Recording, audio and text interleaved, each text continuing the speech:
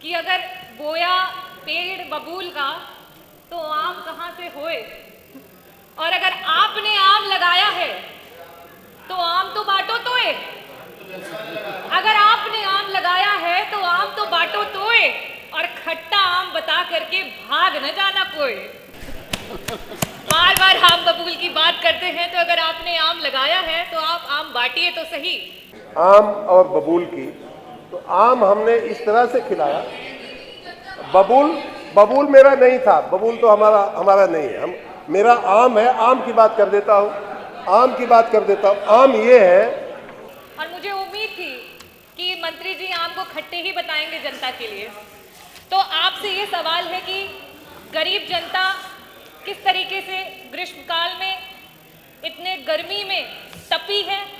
महोदय, मैं आपका आभार व्यक्त करना चाहूँगी कि ऊर्जा जैसे गंभीर विषय पे आपने मुझे प्रश्न पूछने का अवसर दिया।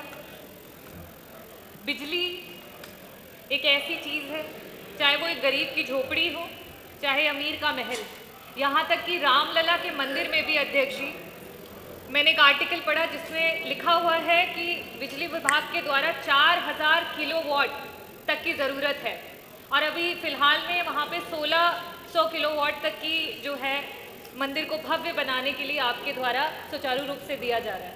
तो अध्यक्ष जी, मेरा ये कहने का मतलब है कि चाहे वो रामलला जी का मंदिर हो, या एक गरीब की झोपड़ी हो, चाहे वो एक अस्पताल हो, चाहे एक गरीब हो अमीर हो, किसी भी वर्ग का हो, उसके लिए बिजली बड़ी ही महत्वपूर्ण है।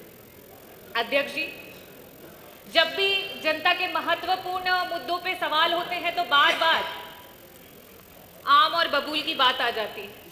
तो मैं मंत्री जी का समय न नष्ट हो और साथ ही साथ सदन का भी महत्वपूर्ण समय न नष्ट हो, तो मैं ये कहना चाहूँगी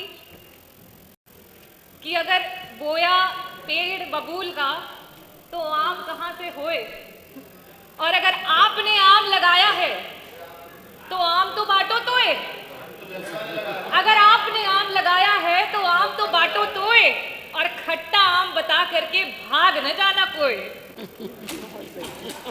अध्यक्ष जी, बार बार आम बबूल की बात करते हैं, तो अगर आपने आम लगाया है तो आप आम बांटिए तो सही।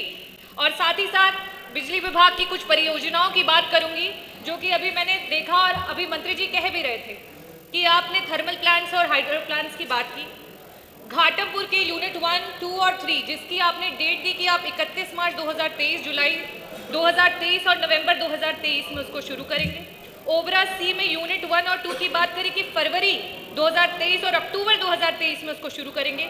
जवाहरपुर की बात करें कि आप मार्च 2023, और पनकी के लिए भी आपने बोला था कि 31 अक्टूबर 2023 तक आप उसको शुरू करेंगे। हाइड्रो प्लांट्स की आपने बात करी तो आपने वहाँ पे कहा कि आप मार्च 2023 तक और अगस्त 2023 तक आप जो आपका सुबसिरी हाइड्रो प्लांट है उसको शुरू करेंगे, और प्रभाती को आप दिसंबर 2023 तक करेंगे। और साथ ही साथ आपने ये भी ऐलान कर दिया कि जो आपका भारत कोलिंग कोल लिमिटेड है, उसकी खदान में जो कोयला है आपको महानदी कोल लिमिटेड से लेके आ रहे हैं, जिसकी वजह से आपको 400 करोड़ तक का फायदा हो रहा है। तो अध्यक्ष जी, मेरा बड़ा ही स्पष्ट सा सवाल है, और मैं आकांक्षा करती हूँ कि जनता को और साथ ही साथ सदन में बैठे हुए प्रतिनिधियों को बड़ा ही स्पष्ट जवाब भी आएगा। मेरा पहला प्रश्न आपसे ये है कि जिन जिन परियोजनाओं को कागजी रूप से आपने गिना दिया है, उनमें से कितनी आपके प्लांट सुचारू रूप से आज काम करने लगे हैं, और साथ ही साथ 400 करोड़ का अगर आपको प्रतिवर्ष मुनाफा हो रहा है, तो क्या अब आप आम जनता को खिलाएंगे?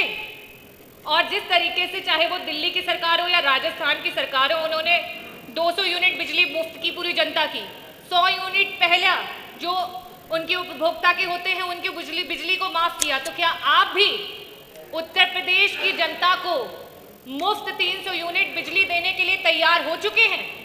मेरा दूसरा प्रश्न ये है कि आज चाहे वो सीनियर सिटीजन्स हो, चाहे वो आदिवासी समाज की, दलित समाज की या पिछड़े समाज की हमारी महिलाएं हो या दिव्यांगजन, वो आपसे बड़ी उम्मीद और आस के साथ आपकी तरफ देख रहे हैं कि उन्हें मुफ्त बिजली मिले। उनको 300 यूनिट मुफ्त बिजली की आकांक्षा है आपसे, क्या आप उनकी आकांक्षाओं को पूरा करेंगे? पहले ये बोलते, फिर अध्यक्ष जी को सप्लीमेंट। माननीय अध्यक्ष जी, पहले तो मैं अयोध्या के राम मंदिर के विद्युत आपूर्ति की बात की स्पष्टता कर दूं। सबसे पहला विभाग था बिजली विभाग, जिसको स्वयं माननीय मुख्यमंत्री जी ने ट्वीट करके बधाई दिया था कि अयोध्या में जो राम मंदिर बना है, सबसे पहला काम पूरा करने वाला विभाग अगर कोई था तो बिजली विभाग था। मैं उन सभी कर्मचारियों को, सभी अधिकारियों को बधाई देना चाहूँगा। और अयोध्या में माननीय अध्यक्ष जी, अयोध्या को जैसा मैंने कहा, हर तरह से भव्य और दिव्य बनाने का, आधुनिक बनाने का जो महा अभियान या बीड़ा जो माननीय प्रधानमंत्री जी ने, माननीय मुख्यमंत्री जी ने उठाया था, उसमें हमारे विभाग ने भी थोड़ा बहुत योगदान करते हुए 2000 करोड़ रुपए की परियोजनाओं को अयोध्या में अमल करके कार्यान्वित किया है। आपको दिखाई दे रहा होगा, पहले अगर आप अयोध्या गई हैं तो जर्जर तार, लटकते हुए तार, यहाँ वहाँ तार, अब वो सारे के सारे तार जो है अयोध्या में से लुप्त हो गए हैं। सारे के सारे तार जो है अंडरग्राउंड कर दिए गए हैं। और छोटा थोड़ा बहुत नहीं, सैकड़ों किलोमीटर के तार की जो लाइन है वो अंडरग्राउंड की गई है। नए सब स्टेशन बनाए गए हैं, नए सौर ऊर्जा की मैंने बात कर ही दिया। अब रही बात माननीय अध्यक्ष जी आम और बबूल की, तो आम हमने इस तरह से खिलाया। बबूल मेरा नहीं था, बबूल तो हमारा नहीं है।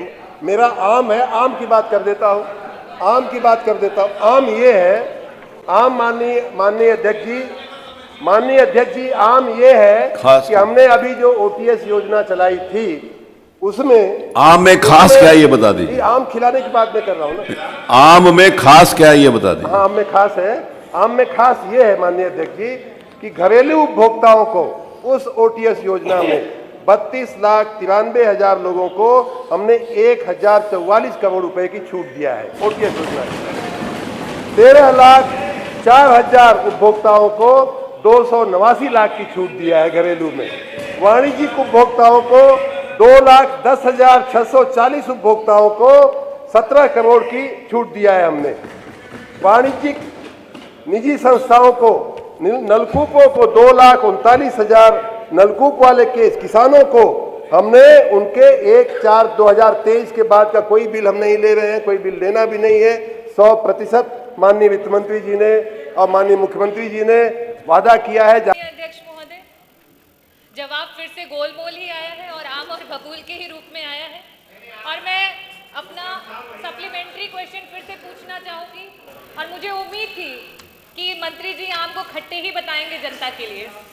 तो आपसे ये सवाल है कि गरीब जनता किस तरीके से ग्रीष्मकाल में इतने गर्मी में तपी है, किसानों ने जो दुख झेला है, और साथ ही साथ आपके विभाग के, चाहे वो जेई हो चाहे SDO हो, जगह जगह पे गरीब जनता से उन्होंने वसूली करी। और हमारे संज्ञान में है कि पूर्वांचल विद्युत विभाग के द्वारा गलत अमाउंट का बिल जनरेट करने की वजह से 900 करोड़ का घोटाला भी सामने आया है।